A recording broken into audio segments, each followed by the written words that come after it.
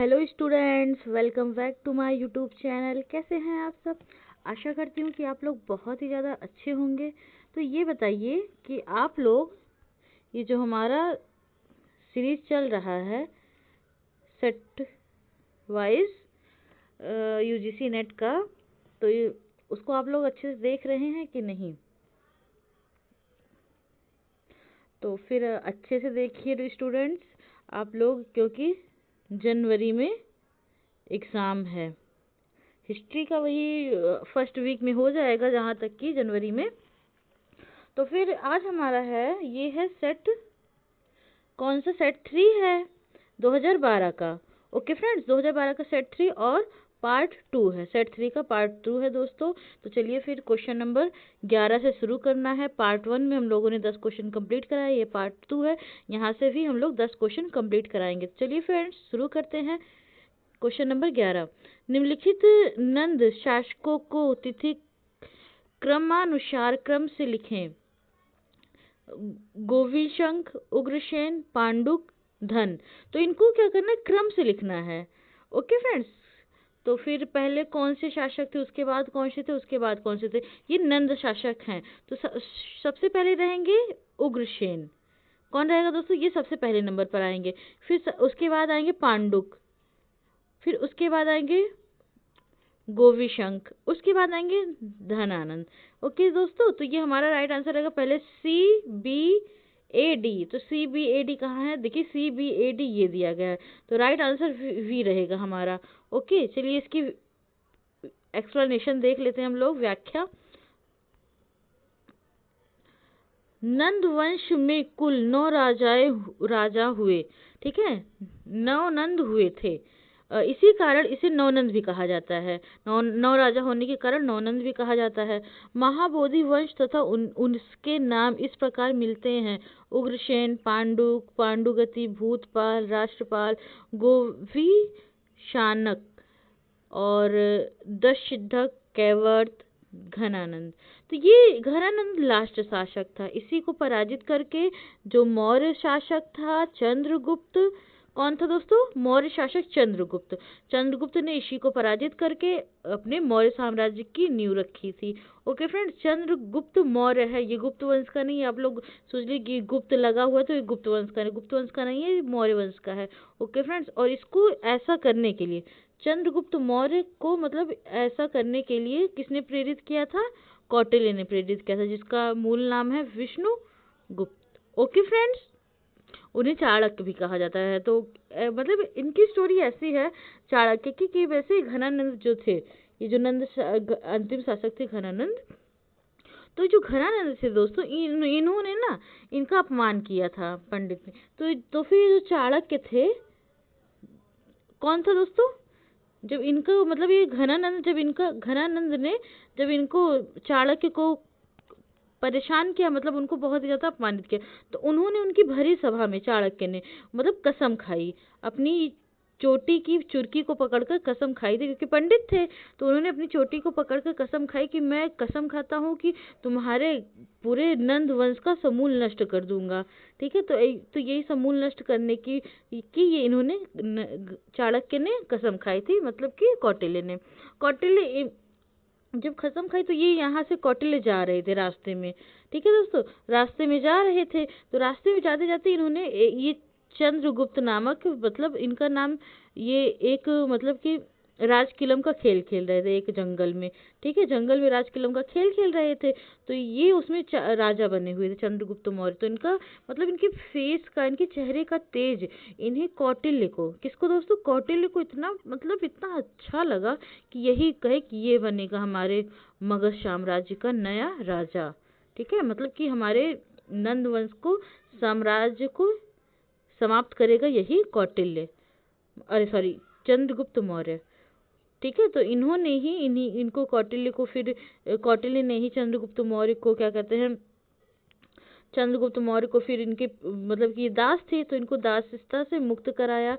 दासता से मुक्त कराने के बाद दोस्तों फिर इनको पैसे से देकर, मतलब पहले दासता से मुक्त करा के फिर इनको कहाँ ले गया था? तक्षशिला ले गया था दोस्तों। कहाँ? तक्षशिला ले गया था। तक्षशिला ने में इनका अध्ययन करवाया था। जब इनका अध्ययन करवा के फिर ये वापस आए, फिर नंद वंश का जो शासक था दोस्तों घनानंद, ठीक है, घनानंद जो था, घनानंद को फिर उन्होंने पराजित किया। फिर उसके बाद मौर्य वंश की स्थापना की किसने? चंद्रगुप्त मौर्य ने। ओके फ्रेंड्स, तो ये थी हमारी व्याख्या। तो चलिए देखते हैं क्वेश्चन नंबर 12। तो क्वेश्चन नंबर 12 क्या है, ये देख लेते हैं। निम्नलिखित में से गलत कथन का चयन करना है। ऑप्शन नंबर ए, कुमारगुप्त के काल में हुड़ आक्रमण हुआ। ऑप्शन नंबर बी, प्रथम हुड़ शासक तोरमाड़ पश्चिमी भारत और एरड़ के आसपास के मध्य भारत जीतने में सफल रहा। तोरमाड़ ने जैन धर्म को अपनाया था। और ऑप्शन डी है, मिहिरकुल जीतने में सफल रहा। तो देखिए तोरमाड़, ये मतलब मिहिरकुल श्रीलंका जीतने में सफल रहा। तो इसमें हुड़, देखिए कुमारगुप्त के काल में हुड़ आक्रमण हुआ था, ये तो 100% राइट है। ठीक है दोस्तों, ये 100% राइट है। तो ये हो गया राइट आंसर। फिर उसके बाद नेक्स्ट देखते हैं। तो ये जो दिया गया, प्रथम हुड़ आक्रमण तोरमाड़ पश्चिम भारत एरन के आसपास मध्य जीतने में सफल रहा, ये भी सही आंसर है। और ये जैन धर्म को तोरमाड़ अपनाया था, ये भी सही आंसर। लेकिन मिहिरकुल श्रीलंका जीतने में सफल नहीं रहा था, ठीक है, क्योंकि इसको क्या कहते हैं, गुप्त वंश ने पराजित कर दिया था, मतलब स्कंदगुप्त ने पराजित किया था मिहिरकुल को। चलिए इसकी व्याख्या देख लेते हैं, क्या है व्याख्या। चलिए, हुड़ मध्य एशिया के निवासी थे। हुड़ का प्रथम आक्रमण गुप्त वंश के शासक स्कंदगुप्त के समय में घुईनाथ द्वारा हुआ था, ठीक है। स्कंदगुप्त के भीतरी जूनागढ़ अभिलेख से पता चलता है कि वहां स्कंदगुप्त द्वारा पराजित हुए हुड़ों का आक्रमण तोड़माड़ के नेतृत्व में हुआ। यह सफल हुड़ आक्रमणकारी था जिसने भारत में अपना राज्य स्थापित किया। तोड़माड़ जैन धर्म का अनुयायी था। कौन दोस्तों? तोड़माड़ जैन धर्म का अनुयायी था। तोड़माड़ मिहिरकुल तोड़माड़ का पुत्र था। ये जो मिहिरकुल है दोस्तों, कौन मिहिरकुल है, ये तोड़माड़ का पुत्र था, ठीक है। अभी हमने तोड़माड़ का देखे ना ऊपर, तोड़माड़ मिहिरकुल, ठीक है। तो कुमारगुप्त के अंतिम शासन काल में हुड़ों का आक्रमण शुरू हो गया। यशोधर्मन जो मालवा का शासक था, मिहिरकुल को पराजित किया था। किसने? देखिए यशोधर्मन ने, मालवा के शासक कौन थे? यशोधर्मन ने मिहिरकुल को पराजित किया था दोस्तों, ठीक है। और जो स्कंदगुप्त थे, इनके समय में आक्रमण हुआ था हुड़ का, और यशोधर्मन ने मिहिरकुल को पराजित किया था। मिहिरकुल शैव मत अनुयायी था, बौद्ध धर्म का घोर शत्रु भी था। मिहिरकुल कौन था दोस्तों? शैव मत अनुयायी था और बौद्ध धर्म का शत्रु था। कौन से धर्म का? बौद्ध धर्म का घोर शत्रु था। ये बात आप लोगों को याद रखनी है। तो देख लेते हैं। देखिए इसका एक बात और है, इसमें देखिए क्या क्या, यूजीसी नेट ने इस प्रश्न का विकल्प क्या माना? ए सी डी माना है। तो देखिए ए सी डी, इन्होंने बी को गलत बताया है, ठीक है, इन्होंने बी को गलत बताया है। एक्चुअली ऐसा नहीं है, ओके फ्रेंड्स, इन्होंने बी को गलत बताया। तो इसका राइट आंसर रहेगा ए, बी और सी। मिहिरकुल श्रीलंका जीतने में सफल नहीं हुआ था क्योंकि मालवा शासक यशोधर्मन ने इसको मिहिरकुल को पराजित कर दिया था। ओके फ्रेंड्स, चलिए क्वेश्चन नंबर 13 पर देखते हैं। तो इसको सही क्रम में लगाना है, ठीक है फ्रेंड्स। किसको? इस क्वेश्चन को हम लोगों को सही क्रम में लगाना है, तिथि क्रम में लगाना है। तो है यशोमती, पुष्यभूति, नरवर्धन और राजश्री। तो ये देखिए, ये वर्धन वंश का क्रोनोलॉजी दिया गया है जिसको आप लोगों को लगाना है। तो सबसे पहले आ जाएंगे पुष्यभूति, ठीक है। पुष्यभूति के बाद आएंगे दोस्तों नरवर्धन, फिर उसके बाद आएंगे यशोमती, फिर उसके बाद राजश्री। ओके फ्रेंड्स, क्योंकि देखिए जो यशोमती थी ये प्रभाकर वर्धन की पुत्री थी, और ये जो और पुष्यभूति इस वंश के संस्थापक थे, ठीक है। चलिए इसकी व्याख्या देख लेते हैं। ये देखिए रिलेशन इसमें बताया गया बहुत अच्छे तरीके से। यशोमती प्रभाकर वर्धन की पत्नी थी। किसकी? प्रभाकर वर्धन की। प्रभाकर वर्धन के दो पुत्र थे, राज्यवर्धन, हर्षवर्धन, और इनकी एक पुत्री थी राजश्री। मतलब कि राज्यवर्धन और राजश्री भाई बहन थे। पुष्यभूति शुंगकालीन का शासक था। पुष्यमित्र कौन था दोस्तों? ये देखिए, ये पुष्यमित्र जो था ये शुंग वंश का कालीन था। शुंग वंश के काल के बाद वर्धन वंश आता है, तो ये शुंग वंश के हैं। ठीक है दोस्तों, कौन? ये जो पुष्यभूति हैं। चलिए फिर देखते हैं। और यशोमती प्रभाकर वर्तन की मृत्यु के पश्चात आग में जलकर मर गई थी, अर्थात सती हो गई थी। कौन? यशोमती। तो सती, उस समय भी सती प्रथा चलती थी। ठीक है, चलिए इसको देखते हैं। सूची 1 को सूची 2 से मिलाना है। पल्लव वंश, सोम वंश, चालुक्य वंश, चोल वंश। तो लिंगराज मंदिर, वेद नारायण मंदिर, मुक्तेश्वर मंदिर, लाड खां मंदिर। तो इसको 1 से 2 को मिलाना है। तो चलिए मिलाते हैं। पल्लव वंश में कौन से मंदिर का निर्माण हुआ था दोस्तों? इसमें मुक्तेश्वर मंदिर का निर्माण हुआ था। और सोम वंश में कौन से मंदिर का निर्माण हुआ था? सोम वंश में लिंगराज। और चालुक्य वंश लाड खां मंदिर। और चोल वैद्य नारायण मंदिर। ठीक है दोस्तों, तो ए का 3, बी का 1, ए का 3, बी का 1, सी का 4। देखिए इसका राइट आंसर ये है। राइट आंसर ए हमारा रहेगा। ओके फ्रेंड्स, चलिए क्वेश्चन नंबर 15 पर देखते हैं। तो इसमें ये बताया गया है, इसमें भी सूची 1 को सूची 2 से मिलाना है। ठीक है, मतलब ये संस्थापक है और इनका मत क्या है। देखिए, सूची 1 को सूची 2 से मिलाना, ये संस्थापक है और ये संस्थापक और इन्होंने मत क्या बताया है। मतलब कि जैसे ये लोग हैं, इन्होंने राजपूतों की उत्पत्ति किससे हुई है ये बताई है। ठीक है, चलिए देखते हैं। भंडारकर, चंद्रवरदाई, कर्नल डॉट, गौरीशंकर ओझा। और मत ने इन्होंने क्या दिया है? राजपूतों की क्षत्रिय उत्पत्ति, राजपूतों की विदेशी उत्पत्ति, अग्निकुंड से राजपूत उत्पत्ति और राजपूत की हुड़ उत्पत्ति। तो उन्होंने क्या बताया? कर्नल डॉट, हमारे ये देखिए कर्नल डॉट अंग्रेज हैं, तो सबसे पहले हम लोग क्या करेंगे? इन्हें विदेशी में मिला देंगे। कर्नल डॉट ने राजपूतों की उत्पत्ति विदेशी बताई, तो सी का रहेगा 2। तो एक ही ऑप्शन मिल गया, बस बहुत सिंपल था। तो देखिए भंडारकर, इन्होंने राजपूतों की उत्पत्ति हुड़ से बताई है। और चंद्रबरदाई ने बताई है राजपूतों की उत्पत्ति अग्नि से। ये बहुत ही सिंपल क्वेश्चन था दोस्तों। और गौरीशंकर ओझा ने बताया राजपूतों की उत्पत्ति क्षत्रिय। ओके, तो ऑप्शन नंबर इसका ए इज अ राइट आंसर रहेगा। कौन सा राइट आंसर रहेगा? ए। चलिए नेक्स्ट क्वेश्चन पर चलते हैं। क्वेश्चन नंबर 17 नहीं 16 नंबर क्वेश्चन है। चलिए 16 नंबर क्वेश्चन देख लेते हैं। महाभारत में वर्णित स्थलों को पहचान निम्नलिखित में से किस स्थल से की जाती है? तो ये किस स्थल से की जाती है ये आप लोगों को बताना है, महाभारत स्थल का। ठीक है, तो चलिए शुरू करते हैं। उत्तरी कृष्ण मर्जित भांड, लाल एवं कृष्ण मर्जित भांड, चित्रित दूषण भांड और उपयुक्त में से कोई नहीं। तो इसका राइट आंसर रहेगा चित्रित दूषण मृत भांड। क्या राइट आंसर रहेगा दोस्तों? चित्रित दूषण मृत भांड। इसकी व्याख्या देख लेते हैं। चलिए, राइट आंसर रहेगा चित्रित दूषण मृत भांड। अब व्याख्या में हम लोग अच्छे से समझ लेंगे। चित्रित दूषण मृत भांड में मूलतः उत्तर वैदिक कालीन है। क्या है? उत्तर वैदिक कालीन है, जो लौ अवस्था से घोषित करता है। लौ अवस्था से घोषित करता है इसलिए क्योंकि देखिए महाभारत में क्या हुआ था? युद्ध हुआ था, और युद्ध बिना अस्त्र शस्त्र के हो नहीं सकते। जब युद्ध बिना अस्त्र शस्त्र के हो नहीं सकते दोस्तों, तो अस्त्र शस्त्र के लिए लोहे का ही तो यूज किया जाएगा, है ना? लोहे का ही तो यूज किया जाएगा ना।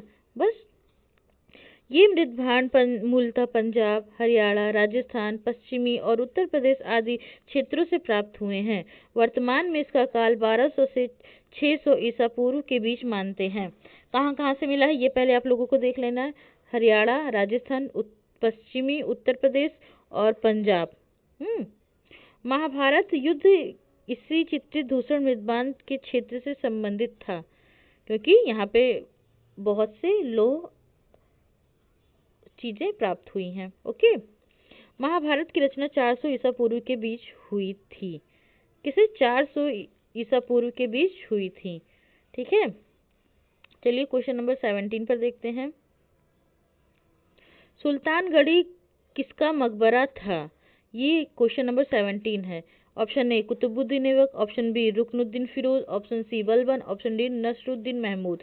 तो सुल्तानगढ़ी नसरुद्दीन महमूद का मकबरा था। किसने बनवाया था दोस्तों? ये इल्तुतमिश ने बनवाया था। ये इल्तुतमिश का पुत्र था नसरुद्दीन महमूद। कौन था दोस्तों? ये इल्तुतमिश का पुत्र नसरुद्दीन महमूद था। ओके, चलिए एक व्याख्या देखते हैं इसका एक्सप्लेनेशन। सुल्तानगढ़ी का मकबरा इल्तुतमिश के ज्येष्ठ पुत्र नसरुद्दीन महमूद का मकबरा है। सुल्तानगढ़ी का नाम से प्रसिद्ध है ये।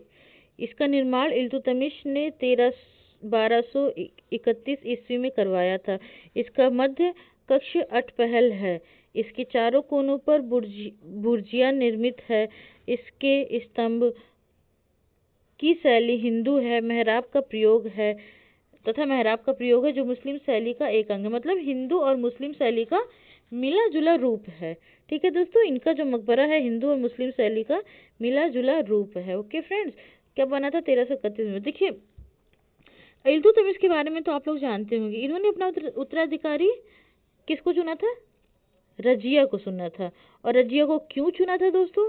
क्योंकि इनके टाइम पर देखिए इनका एक ये बहुत ही ज़्यादा इल्तुतमिश का बहुत ही ज़्यादा इनका जो ज्येष्ठ पुत्र था नसरुद्दीन बहुत ही काबिल व्यक्ति था, बहुत ही काबिल पुत्र था। लेकिन इसको ये अभियान पर जाता है तो इसकी डेथ हो जाती है। जब इसकी मृत्यु हो जाती है दोस्तों तब इसका कोई भी मतलब इसके और भी पुत्र थे, वो भोग विलास मतलब मदिरा विद्रा में इतने चूर रहते थे कि उसने कभी नहीं सोचा कि मैं मतलब इल्तुतमिश ने नहीं सोचा कि मैं इन सब पुत्रों को गद्दी पर बिठाऊंगा। तो उन्होंने अपनी पुत्री रजिया को गद्दी पर बिठाया। ठीक है, रजिया को गद्दी पर बिठाया। उन्होंने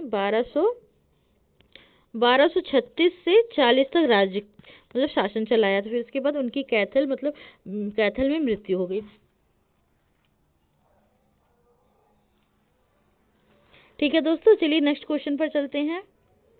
क्वेश्चन नंबर 18। चलिए क्वेश्चन नंबर 18 देखते हैं क्या है इसमें। सूची 1 को सूची 2 से इसमें भी मिलाना। ये सूफी शब्दावली है और ये इसका अर्थ है। चलिए देखते हैं। फुतू खानका, बरकत, मलफूजूद। सूफी खानका और सूफी संत का वार्तालाप, बिना मांगे दान और एक सूफी आध्यात्मिक पवित्र। तो चलिए देखते हैं इसका राइट आंसर क्या रहेगा। किसमें क्या मिलता है? फुतू क्या है? सूफी शब्द में फुतू का डिनोट किया है बिना मांगे दान से। ओके, और खानका क्या है दोस्तों? खानका है सूफी खानका, मतलब कि जहाँ ये लोग अपना रहन सहन करते हैं। ठीक है, रहते हैं। और बरकत क्या है? बरकत है सूफी आध्यात्मिक पवित्र, एक सूफी का आध्यात्मिक पवित्र। और मलफूजूद क्या है? मलफूज है सूफी संत का वार्तालाप। तो इसका राइट आंसर ये है, क्या है? ए का 3, बी का 1, ए का 3, बी का 1। तो हमारा राइट आंसर बी रहेगा। देखिए मिल गया। और सी का 4, डी का 1। तो right answer is A V. चलिए क्वेश्चन नंबर 19 पर आते हैं। हमारा सेकंड लास्ट क्वेश्चन है, इसके बाद हमारा लास्ट क्वेश्चन रहेगा। ठीक है, वली और अमीर के पद को किसने पृथक किया था? किसको? वली और अमीर, ये 2 पद था, इसको अलग किसने किया था? इसको क्वेश्चन का मोटिव ये है। ऑप्शन दिया गया बलबन, गयासुद्दीन तुगलक, अलाउद्दीन खिलजी, महमूद तुगलक। तो इसका राइट आंसर रहेगा दोस्तों महमूद तुगलक। ओके फ्रेंड्स, चलिए इसकी व्याख्या देख लेते हैं, क्योंकि व्याख्या हमारे एनटीए मतलब कि ये यूथ हमारे पब्लिकेशन में इसकी व्याख्या अच्छी दी गई है, लेकिन किसी किसी को क्वेश्चन आंसर राइट नहीं रहता है इसका। ठीक है, चलिए देखते हैं इसकी व्याख्या। अमीरों तथा अफसरों को वफादार बनाने एवं प्रशासन में सुधार के लिए मोहम्मद बिन तुगलक ने उन पुराने अफसरों तथा कर्मचारियों को पदच्युत कर दिया जिन पर उपद्रव फैलाने या किसी विद्रोह में प्रत्यक्ष या प्रक्षोभ रूप से भाग लेने का संदेह था। नस्ल एवं वर्ग विभेद को समाप्त कर मोहम्मद बिन तुगलक ने योग्यता के आधार पर उत्तराधिकारियों की नियुक्ति करने की नीति अपनाई थी।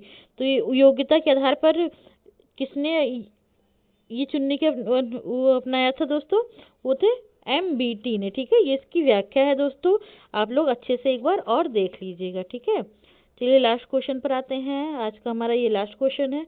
तो ये दिया गया है, क्या दिया गया है, ये दिया गया है थोड़ा सा मतलब पैराग्राफ दिया गया है। ठीक है, चलिए पढ़ते हैं पैराग्राफ क्या है। दिल्ली राज्य एक धुरी गेहूं एवं जौ पर निर्भर करती है, जबकि गुजरात सल्तनत की नींव मूंगों और मोतियों पर आधारित है।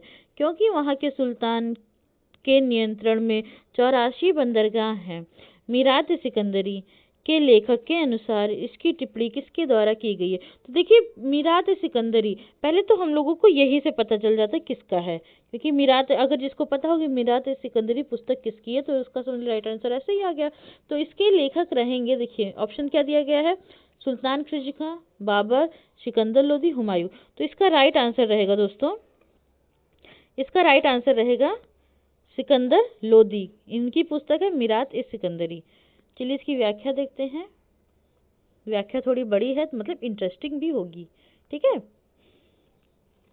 मीरात ए सिकंदरी के अनुसार दिल्ली राज्य एवं धुरी गेहूं एवं जौ पर निर्भर करती है, जबकि गुजरात सल्तनत की नींव मूंगों और मोतियों पर आधारित है। किसकी? दिल्ली।